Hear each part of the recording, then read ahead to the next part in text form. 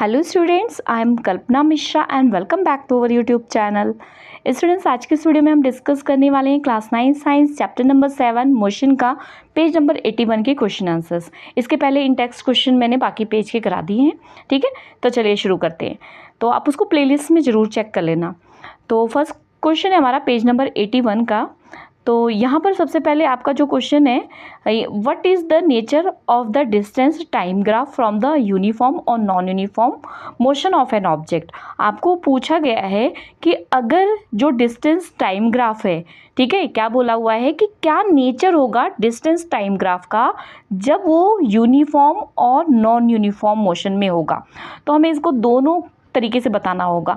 तो देखो बच्चे, जब हमारा distance time graph uniform motion में होगा तो यहाँ पे दिखा है the slope of the distance time graph of an object uniform motion straight line.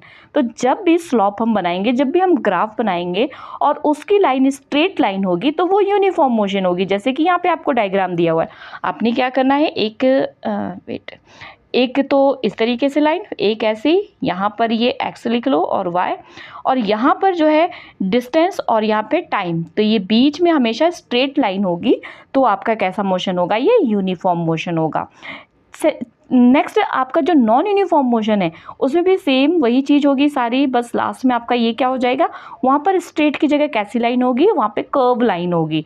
तो वो आपको जो है नॉन यूनिफॉर्म मोशन। कई बार पता है आपको ग्राफ्स आ जाते हैं और आपको क्वेश्चन पूछते हैं कि किस टाइप का मोशन है, यूनिफॉर्म है कि नॉन यूनिफॉर्म है, ठीक है। तो जब आपको स्ट्रेट लाइन दिखाई देगी तो आपने बोलना यूनिफॉर्म मोशन, और जब आपको इस तरीके से कर्व दिखाई देगा तो वो क्या होगी, non uniform motion. Clear.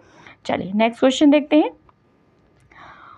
What can you say about the motion of an object whose distance time graph is straight line parallel to the time axis?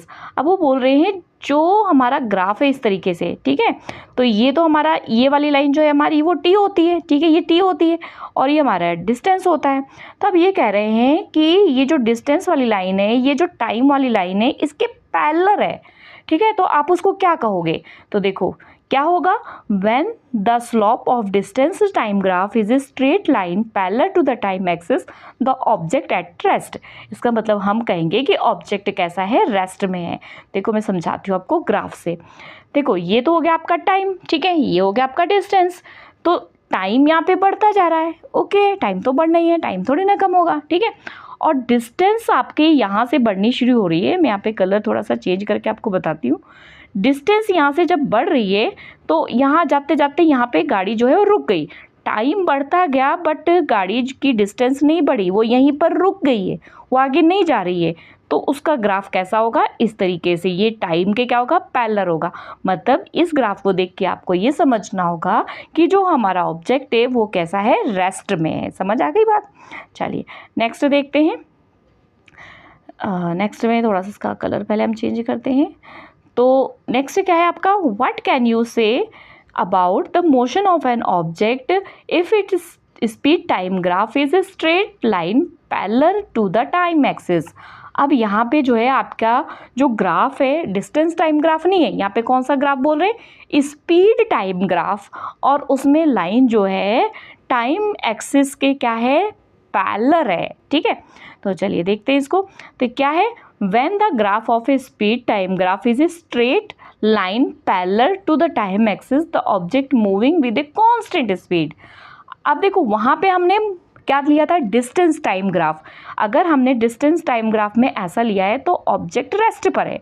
लेकिन वही ग्राफ अगर आपका कौन सा ग्राफ होगा, स्पीड टाइम ग्राफ, या हम इसको वेलोसिटी टाइम ग्राफ भी बोलते हैं। तो स्पीड टाइम ग्राफ अगर दिया है और आपको ये इसके पैरेलल है, तो इसका मतलब जो व्हीकल है या जो भी पर्सन है उसकी जो स्पीड है वो क्या है, कांस्टेंट है। कांस्टेंट का मतलब क्या हो गया, सेम स्पीड है।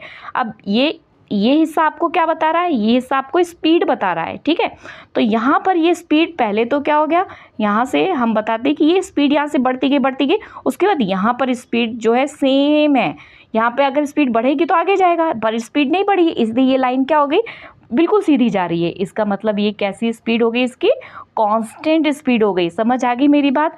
डिस्टेंस टाइम ग्राफ में अगर आपको पैरेलल आता है तो वो ऑब्जेक्ट रेस्ट पे है, और स्पीड टाइम ग्राफ में अगर पैरेलल आता है तो वो कैसा मूव कर रहा है, वो कांस्टेंट स्पीड से, मतलब एक जैसे स्पीड से वो मूव कर रहा है। ठीक है, तो ये रहा आपका स्पीड टाइम ग्राफ। यहाँ पर आपको वेलोसिटी लेनी है और यहाँ पर आपको टाइम लेना है। ठीक है, ये मैंने चैप्टर में आपको समझाया हुआ है। नेक्स्ट क्वेश्चन है, what is the quantity which is measure by the area occupy below the velocity time graph. आपको बताना है कि जो क्वांटिटी मेजर की गई है एरिया की, वो नीचे वेलोसिटी टाइम ग्राफ में वो किस चीज़ की गई है, आपको ये बताना है। ये दिया हुआ है ना, ठीक है, इसमें आपको बताना है कि किस चीज़ की क्वांटिटी यहाँ पे मेज़र की गई है। तो देखो बिल्कुल सिंपल सी बात पहले मैं आपको समझाती हूँ। यहाँ पर हम निकालेंगे ये एक तरीके से, देखो ये ग्राफ जो बना हुआ है ऑलरेडी दिया हुआ है। ठीक है, तो यहाँ पर जो है आपका क्या हो रहा है, यहाँ पर जो है ये टाइम है आपका, और यहाँ पर ये वेलोसिटी है। ठीक है, अब यहाँ पे वेलोसिटी और ये अगर हम देखते थे रेक्टेंगुलर बन रहा है। अब वो बोल रहे एरिया, एरिया का मतलब क्या होता है, लेंथ मल्टीप्लाई ब्रेथ होता है ना। तो लेंथ हम ले लेते हैं टाइम, और जो ब्रेथ है वो क्या है, हमारी वेलोसिटी है। ठीक है, तो यहाँ पर हम क्या ले लेते हैं, वी ले लेते हैं। ठीक है, थोड़ा सा लिखने में प्रॉब्लम आ रही है पर थोड़ा सा एडजस्ट करना। ठीक है, इतनी बात समझ में आ गई। अब जो v है, v का फॉर्मूला अगर आपने देखा होगा, मैंने सारे फॉर्मूले डाले हैं। तो वेलोसिटी इज इक्वल टू क्या होता है, डिस्प्लेसमेंट अपॉन टाइम। ठीक है, distance upon time, displacement upon time. ठीक है, तो अब हम क्या लिखेंगे, यहाँ पर इसमें देखना है। ठीक है, t तो ऐसे कैसे लिख दिया, और v की जगह हमने क्या लिख दिया, d अपॉन टाइम। ठीक है, ये करना नहीं है, बस मैं समझा रही हूँ। ठीक है, तो t से t क्या हो गया, कैंसिल, तो क्या बच गया हमारे पास, d। तो मेरे पास क्या बच गया, a is equal to d, मतलब जो एरिया है वो क्या है, डिस्टेंस या फिर डिस्प्लेसमेंट है। समझ आ गई मेरी बात। चलिए आगे दिखाती हूँ मैं इसका आंसर।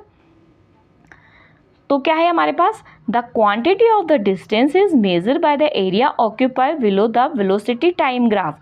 मतलब जो हमारे पास वेलोसिटी टाइम ग्राफ दिया है और उसमें जो क्वांटिटी दे रखी है एरिया की, वो हमें क्या शो कर रही है, वो हमें डिस्टेंस शो कर रही है। ठीक है, ओके स्टूडेंट्स, आई होप ये क्वेश्चन आपकी हेल्प करते हैं। तो प्लीज़ वीडियो को लाइक भी किया करो, फ्रेंड्स के साथ शेयर, और कमेंट में भी एक बार अपनी प्रेजेंस बता दिया करो, क्योंकि काफ़ी बच्चे चलो कुछ तो लाइक तो कर देते हैं, कुछ तो देख के चले जाते हैं, बट कमेंट करना भूल जाते हैं। तो प्लीज़ वो भी ज़रूर करा करो। ठीक है, ओके स्टूडेंट्स, मिलते हैं नेक्स्ट वीडियो में। Bye bye.